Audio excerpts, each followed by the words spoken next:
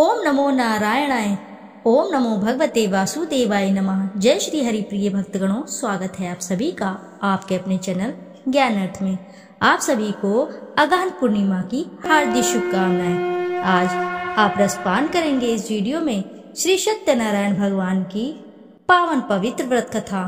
पूर्णिमा के दिन सुनी जाने वाली श्री सत्यनारायण जी की व्रत कथा, जिसके रसपान से साधक के सभी दुख दारिद्रता दूर हो जाती है।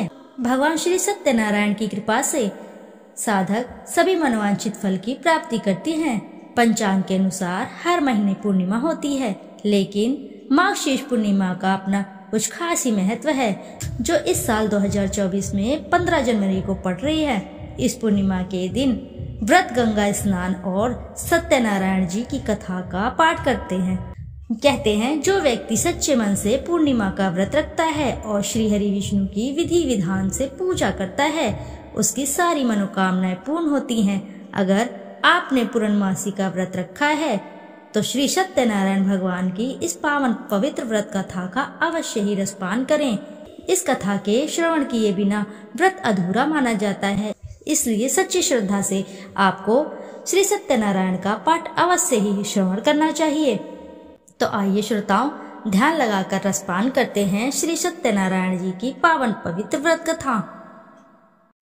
एक बार की बात है, नैमिषारण्य 88,000 ऋषि मुनियों ने सूत जी से पूछा, हे प्रभु, इस कलयुग में वेद विद्या रहित मनुष्य को प्रभु भक्ति किस प्रकार मिलेगी तथा उनका उद्धार कैसे होगा? इसलिए हे मुनि श्रेष्ठ, ऐसा कोई व्रत कहिए जिससे थोड़े समय में पुण्य प्राप्त होवे तथा मनोवांछित फल मिले।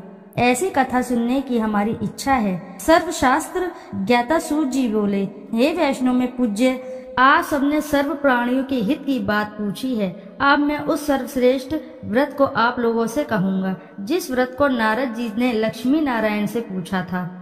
एक समय योगी राज नारद जी दूसरों के हित की इच्छा से अनेक लोकों में घूमते हुए मृत्यु लोक में आ पहुँचे। वहाँ बहुत ही योनियों में जन्मे हुए प्राय सभी मनुष्य को अपने कर्मों के द्वारा अनेक दुखों से पीड़ित देखा। सोचा कि किस यत्न के करने से निश्चय ही इनके दुखों का नाश हो सकेगा। नारद ऐसा मन में सोचकर विष्णु लोक को चले गए। वहाँ श्वेत वर्ण और 4 भुजाओं वाले देवों के ईश नारायण को, जिनके हाथों में शंकर चक्र गदा और पद्म थे तथा वर्णमाला पहने हुए थे, देखकर स्तुति करने लगे, हे भगवान, आप अत्यंत शक्ति से संपन्न हैं। मन तथा वाणी भी आपको नहीं पा सकती है। आपका आदि मध्य और अंत नहीं है।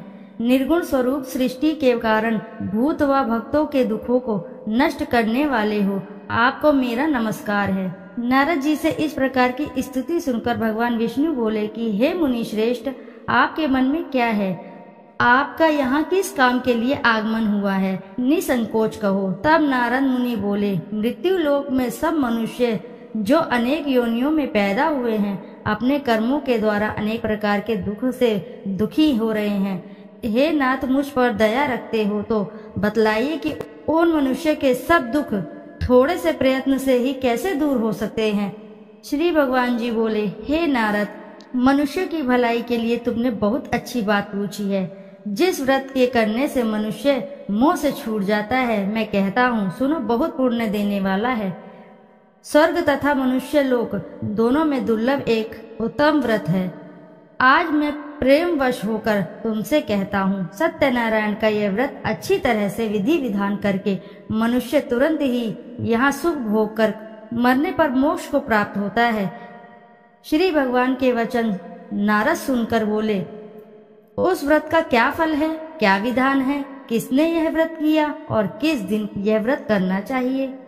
विस्तार से बताइए। भगवान बोले, दुख शोक आदि को दूर करने वाला, धन धान्य को बढ़ाने वाला, सौभाग्य तथा संतान को देने वाला यह व्रत सब स्थानों पर विजयी करने वाला है। भक्ति और श्रद्धा के साथ किसी भी दिन मनुष्य श्री सत्यनारायण भगवान की शाम के समय ब्राह्मणों और बंधुओं बांधवों के साथ धर्मपरायण होकर पूजा करे। भक्ति के भाव से नैवेद्य केले का खम्भ, घी, दूध और गेहूं का चूर्ण, सवाया लेवे गेहूं के अनुभव में साठी का चूर्ण, शक्कर तथा गुड़ ले और सब भक्षण योग्य पदार्थ जमा करके भगवान को अर्पण कर देवे। तथा बंधुओं सहित ब्राह्मण को भोजन कराएं। तत्पश्चात स्वयं भोजन करें, नित्य गीत आदि का आचरण करें, सत्यनारायण भगवान का स्मरण करते हुए समय व्यतीत करें। इस तरह के व्रत पर मनुष्य की इच्छा निश्चित पूरी ही हो जाती है। विशेषकर कली काल में भूमि पर यही मोक्ष का सरल उपाय है। सूत जी बोले, हे ऋषियों, जिन्होंने पहले इस समय व्रत को किया है उनका वृत्तांत कहता हूँ, ध्यान से सुनो। सुंदर काशीपुरी नगरी में अति निर्धन ब्राह्मण रहता था। वह भूख और प्यास से बेचैन हुआ नित्य ही पृथ्वी पर घूमता था। ब्राह्मणों से प्रेम करने वाले भगवान ने ब्राह्मण को दुखी देखकर बूढ़े ब्राह्मण का रूप धारण कर उसके पास जाकर आदर से पूछा, हे विप्र, नित्य दुखी हुआ पृथ्वी पर क्यों घूमता है? हे श्रेष्ठ ब्राह्मण, यह सब मुझसे कहो, मैं सुनना चाहता हूँ। ब्राह्मण बोला, मैं बहुत निर्धन ब्राह्मण हूँ, भिक्षा के लिए पृथ्वी पर फिरता हूँ। हे भगवान, यदि आप इसका उपाय जानते हो तो कृपा करके कहो। वृद्ध ब्राह्मण बोला कि सत्यनारायण भगवान मनोवांछित फल देने वाले हैं, इसलिए हे ब्राह्मण, तू उनका पूजन कर, जिसके करने से मनुष्य के सब दुखों से मुक्त मिलती है। ब्राह्मण को व्रत सारा विधि विधान बतला कर बूढ़ा ब्राह्मण का रूप धारण करने वाले सत्यनारायण भगवान अंतर्धान हो गए। जिस व्रत को वृद्ध ब्राह्मण ने बतलाया, मैं उसका अवश्य करूंगा। यह निश्चय करने पर उस ब्राह्मण को भी नींद नहीं आई। वह सवेरे उठ गया, सत्यनारायण के व्रत का निश्चय कर भिक्षा के लिए चला। उस दिन उसको भिक्षा में बहुत सा धन मिला, जिससे बंधु बांधवों के साथ उसने सत्यनारायण का व्रत किया। वह ब्राह्मण सब दुखों से छूटकर अनेक प्रकार की संपत्तियों से युक्त हुआ। उस समय से वह ब्राह्मण हर मास व्रत करने लगा। इस तरह सत्यनारायण भगवान के व्रत को जो करेगा, सब पापों से छूटकर मोक्ष को प्राप्त होगा। आगे जो पृथ्वी पर सत्यनारायण व्रत करेगा, वह मनुष्य सब दुखों से छूट जाएगा। इस तरह नारद जी ने सत्यनारायण का कहा हुआ यह व्रत तुमसे कहा। हे विप्र, अब मैं और कहूँ? ऋषि बोले, हे मुनिवर, संसार में इस ब्राह्मण से सुनकर किस किस ने इस व्रत को किया, हम सब वह सुनना चाहते हैं। इसके लिए हमारे मन में श्रद्धा है। सूत जी बोले, हे मुनियों, जिस जिसने इस व्रत को किया है वह सब सुनो। एक समय एक ब्राह्मण और धन ऐश्वर्य के अनुसार बंधु बांधवों के साथ व्रत करने को तैयार हुआ। उसी समय एक लकड़ी बेचने वाला बूढ़ा आदमी वहां आया और बाहर लकड़ियों को रखकर ब्राह्मण के मकान में गया। प्यास से दुखी लकड़हारा उनको व्रत करते देख ब्राह्मण को नमस्कार करके पूछने लगा कि आप यह क्या कर रहे हैं और इसका करने से क्या फल मिलता है, कृपया करके मुझे कहो। ब्राह्मण ने कहा, सब मनोकामनाओं को पूर्ण करने वाला यह सत्यनारायण व्रत है। इसकी ही कृपा से मेरे यहाँ धन धान्य की आदि की वृद्धि हो रही है। ब्राह्मण से व्रत के बारे में यह जानकर लकड़हारा बहुत प्रसन्न हुआ। चरणामृत लेकर और प्रसाद खाने के बाद अपने घर को आया। लकड़हारे ने मन में इस व्रत का संकल्प लिया, आज ग्राम में लकड़ी बेचने से जो धन मिलेगा उसी से सत्यनारायण देव का उत्तम व्रत करूंगा। यह मन में विचार कर कर वह बूढ़ा लकड़हारा लकड़ियां अपने सर पर रख कर जिस घर में धनवान लोग रहते थे वह ऐसे सुंदर नगर में गया। उस दिन वहां पर बूढ़े का उन लकड़ियों का दाम पहले दिनों से चौगुना मिला। तब वह बूढ़ा लकड़हारा दाम ले और अति प्रसन्न होकर अपने पक्के केले की फली, शक्कर, घी, दूध, दही और गेहूं का चूर्ण इत्यादि सत्यनारायण भगवान के व्रत की कुल सामग्रियों को लेकर अपने घर गया। फिर उसने अपने भाइयों को बुलाकर विधि विधान के साथ भगवान का पूजन किया और व्रत भी किया। उस व्रत के प्रभाव से बूढ़ा लकड़हारा धन धान्य आदि से युक्त हुआ और संसार के समस्त सुख भोग कर बैकुंठ को चला गया। श्री सूत जी बोले, हे श्रेष्ठ मुनियों, अब मैं आगे की कथा कहता हूँ। प्राचीन काल में उल्कामुख नाम का एक महान ज्ञानी राजा रहता था। वह जितेंद्रिय और सत्यवक्ता था। प्रतिदिन मंदिरों में जाता था, गरीबों में धन देकर उनके दुख दूर करता था। उसकी पत्नी कमल के समान सुंदर मुख वाली और सती साध्वी थी। एक दिन भद्रशिला नदी के तट पर वह दोनों विधि विधान सहित श्री सत्यनारायण भगवान का व्रत कर रहे थे। उस समय वहां पर साधु नामक एक वैश्य आया। उसके पास व्यापार के लिए बहुत सा धन था। वह वैश्य नाव को नदी किनारे पर ठहराकर राजा के पास आया। राजा को व्रत करते हुए देखकर उसने विनम्रता पूर्वक पूछा, हे राजन, यह आप क्या कर रहे हैं? मेरी सुनने की इच्छा है, कृपया आप यह मुझे भी समझाएं।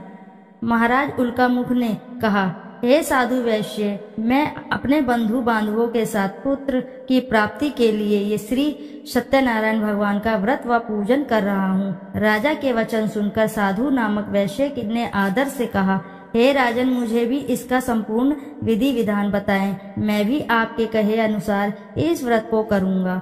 मेरी भी कोई संतान नहीं है। मुझे विश्वास है इस उत्तम व्रत को करने से अवश्य ही मुझे संतान की प्राप्ति होगी।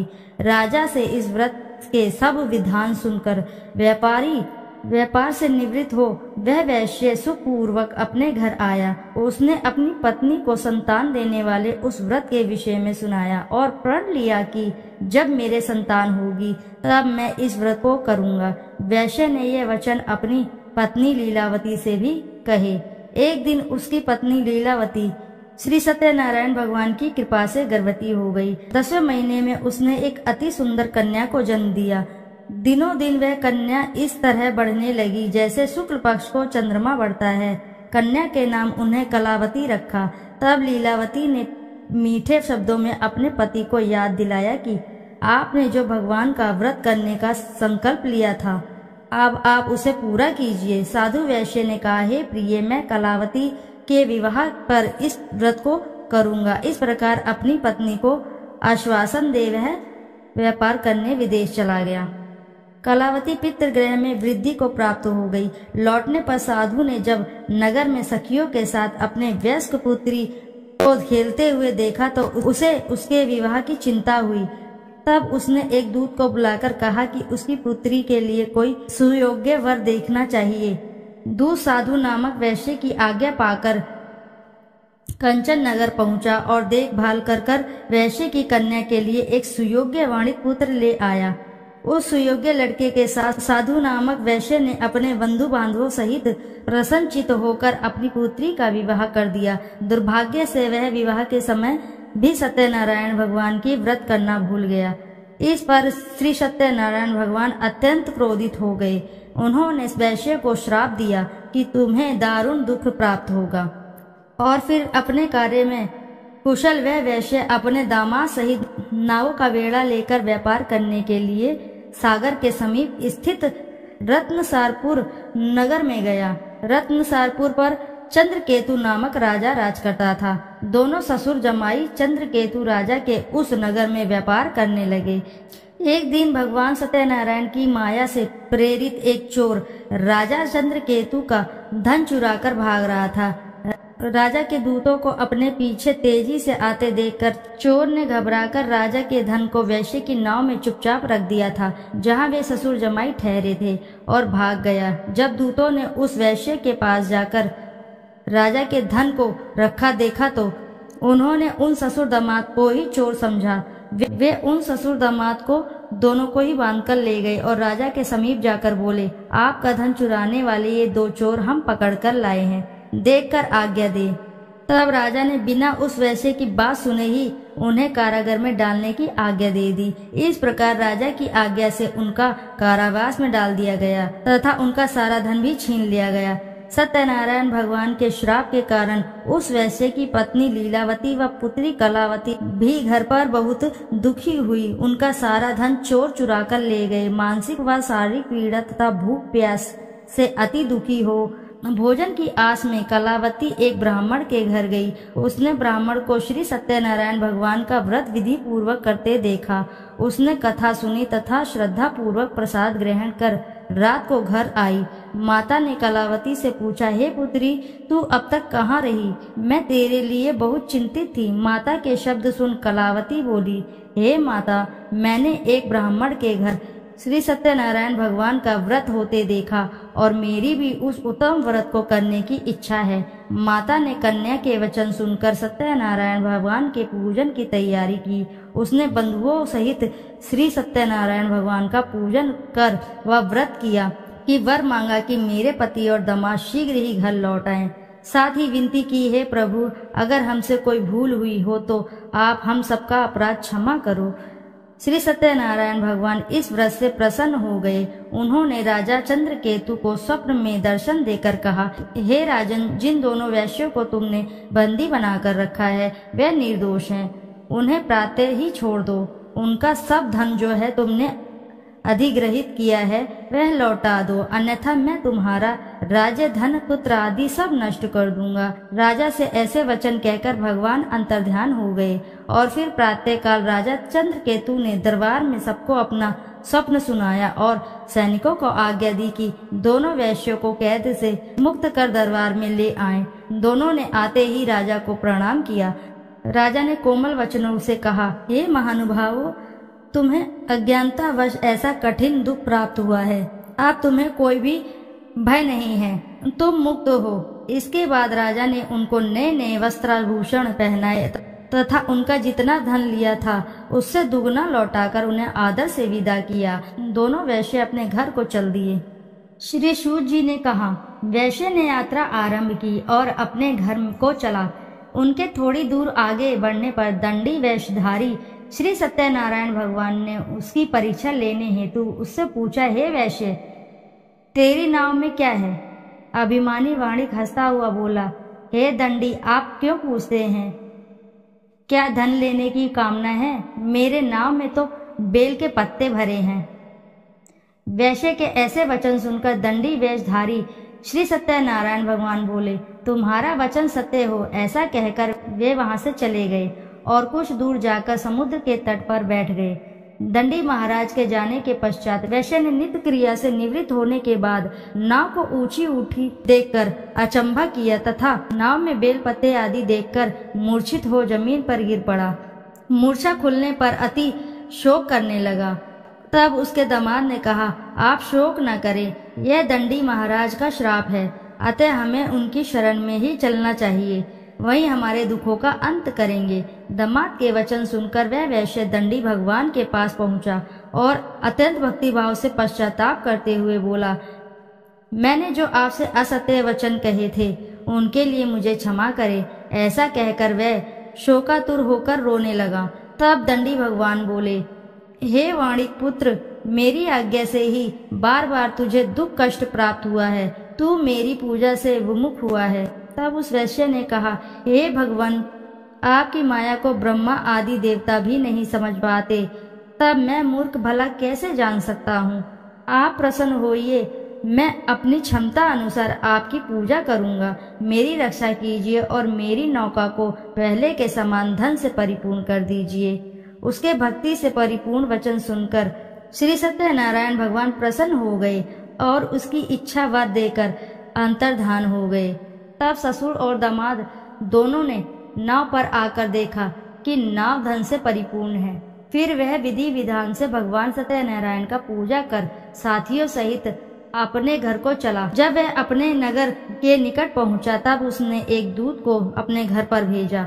दूत ने साधु नामक वैश्य के घर जाकर उसकी पत्नी को नमस्कार किया और कहा, आपके पति अपने जमाता के सहित इस नगर के समीप आ रहे हैं। लीलावती और उसकी कन्या कलावती उस समय भगवान का पूजन कर रही थी। दूत का वचन सुनकर साधु की पत्नी ने बड़े हर्ष के साथ सत्यनारायण भगवान का पूजन पूर्ण किया और अपनी पुत्री से कहा, मैं अपने पति के दर्शन को जाती हूँ, तू पूजन पूर्ण कर शीघ्र आ जाना।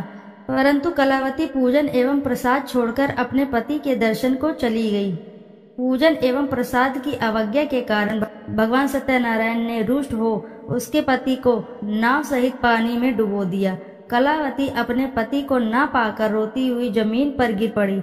नौका को डूबा हुआ तथा कन्या को रोती हुई देख साधु नामक वैश्य द्रवित होकर बोला, हे प्रभु, मुझसे या मेरे परिवार से अज्ञानतावश जो भी अपराध हुए हैं उसे क्षमा करें।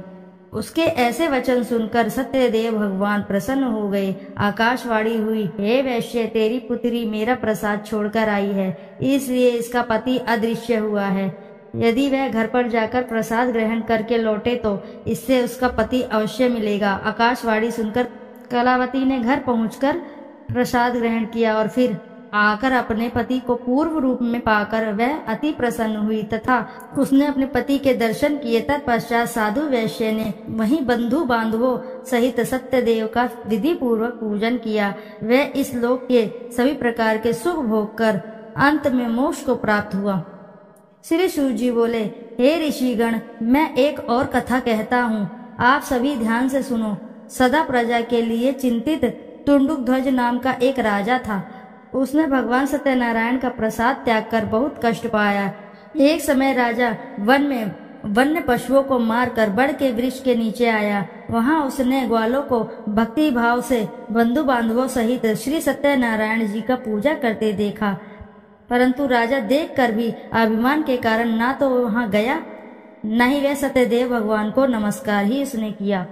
जब ग्वालों ने भगवान का प्रसाद उसके सामने रखा तो वह प्रसाद छोड़कर अपने नगर को चला गया। नगर में पहुंचकर उसने देखा कि उसका सारा राज्य नष्ट हो गया। वह समझ गया कि यह सब भगवान सत्यनारायण ने रुष्ट होकर किया है। तब वह वन में वापस आया और ग्वालों के समीप जाकर विधि पूर्वक पूजन कर प्रसाद ग्रहण किया तो सत्यनारायण की कृपा से सब कुछ उसको पहले जैसा ही हो गया और लंबे समय तक सुख भोग कर मरणोपरांत वह मोक्ष को प्राप्त हुआ। जो मनुष्य इस सर्वश्रेष्ठ दुर्लभ व्रत को करेगा, श्री सत्यनारायण भगवान की कृपा से उसे धन धान्य की कोई भी कमी नहीं होगी। निर्धन धनी और बंदी बंधनों से मुक्त होकर निर्भय हो जाता है। संतानहीन को प्रसंतान प्राप्त होती है तथा सब इच्छाएं पूर्ण होती हैं। अंत में वह वैकुंठ धाम को जाता है। अब उनके बारे में भी जानिए जिन्होंने पहले से इस व्रत को किया है। अब उनके दूसरे जन्म की कथा भी सुनिए। शतानंद नामक वृद्ध ब्राह्मण ने सुदामा के रूप में जन्म लेकर श्री कृष्ण की भक्ति एवं सेवा कर वैकुंठ प्राप्त किया। उल्कामुख नामक राजा दशरथ बने और श्री रंगनाथ का पूजन कर मोक्ष को प्राप्त हुए। साधु नाम के वैश्य ने धर्मात्मा व सत्य प्रतिज्ञ राजा मोरध्वज बनकर अपने पुत्र को आरे से चीर कर वैकुंठ धाम प्राप्त किया। महाराज टुंडुकध्वज स्वयंभू मनु बने। उन्होंने बहुत से लोगों को भगवान की भक्ति में लीन कराकर वैकुंठ धाम प्राप्त किया। लकड़हारा अगले जन्म में गुह नामक निषाद राजा बना, जिसने राम के चरणों की सेवा कर अपने सभी जन्मों को संवार लिया। बोलो जय श्री हरि, जय सत्यनारायण भगवान की जय। तो आइए प्रिय भक्तगणों, अब करते हैं श्री सत्यनारायण जी की आरती। जय लक्ष्मी रमणा, जय श्री लक्ष्मी रमणा, सत्यनारायण स्वामी जन पातक हरणा। जय लक्ष्मी रमणा, रत्न जड़ित सिंहासन अद्भुत छवि राजे, नारद करत निराजन घंटा ध्वनि बाजे।